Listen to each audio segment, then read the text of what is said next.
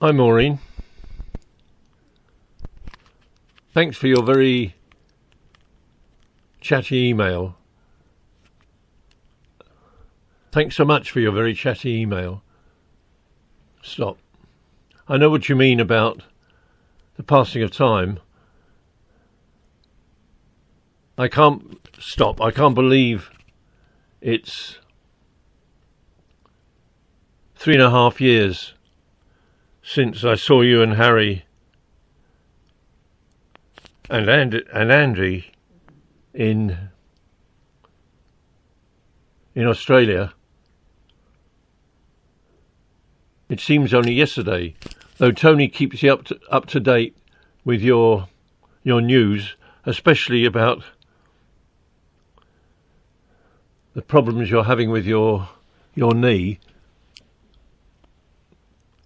It sounds quite ghastly what's happened to you. And ironically, it seems a case for your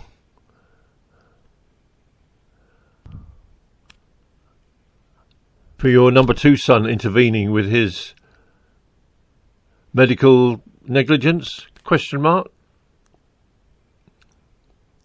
Your trip round Australia in the caravan sounds absolutely fantastic. I was particularly interested in your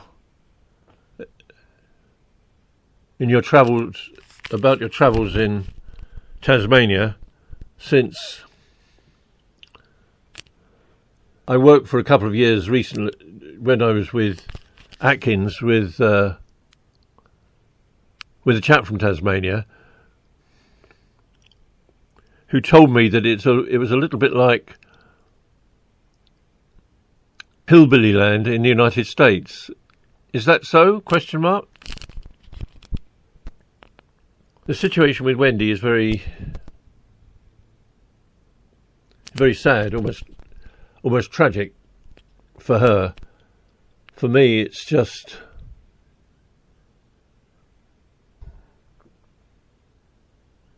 incredible, unbelievable. Stop. 3 years ago, when Wendy was diagnosed with so-called early on stage dementia,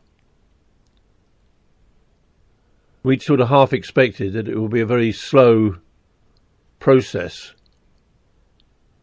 and that we could come to terms with it together. But that proved not to be the case. Within a year, Wendy had lost her ability to speak French and German and Italian, and her numeracy skills had completely disappeared. Although she didn't seem quite to realise it.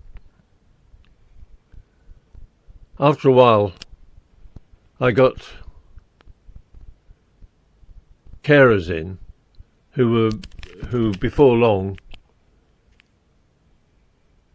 I needed them to be with us more or less all through Wendy's waking time. Fortunately, Wendy was sleeping through the night without any trouble, but the cost and the stress was coming too great, and indeed the financial burden was becoming too high.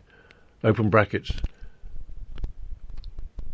Between £10,000 and £12,000 a month. Close brackets. Fortunately, another husband was in a similar position to mine and recommended a care home in Shepperton, near at Upper Halliford, called the Charlton Grange Care Home, which is run by a family of Sikhs, and most of the carers and nurses there are from are from the Punjab, and they're absolutely fantastic. Wendy's been there now for nearly 3 months, and I couldn't have asked for a better place for her to be. The only problem, as you can imagine, is that I'm now alone in the house, and I feel a bit like a pea in a tin can. It's funny. At first, I was, as well as being very sad by the occasion, I also was a little bit resentful of Wendy's, totally unreasonably, Wendy's inability to do anything really for herself. And as Tony probably told you, Mike and Sue and I went for a week's holiday on the Broads, which was absolutely delightful as a holiday experience. Had it not been for the flies, which some mischievous fishermen had dumped, arising from where a mischievous fisherman had dumped his maggots in the bilge, and they started to mature with the heat of the engine as we were riding it, and it was absolutely ghastly, but it was quite funny in its way. At the moment, before Wendy went into the home, we moved her downstairs, and I converted the front room more or less into a bed sitting room for her. Even to the extent of installing a WC shower pod, a modular WC shower pod in the corner. So at the moment, I'm converting it wholly into a one-room, self-contained flat with toilet and cooking facilities, and a bureau, perhaps for a student to occupy. I'm hoping that it will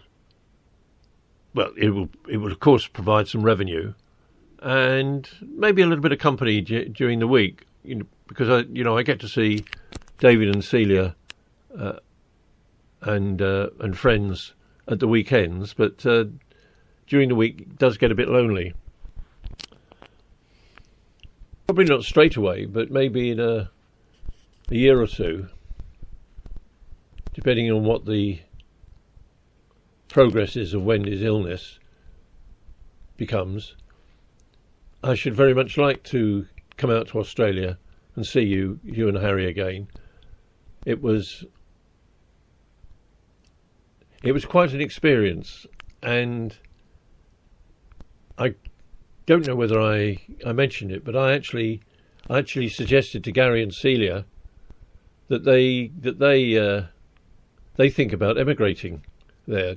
You probably know that there is a program just starting up on the TV called the £10 Poms, about the early emigration experiences of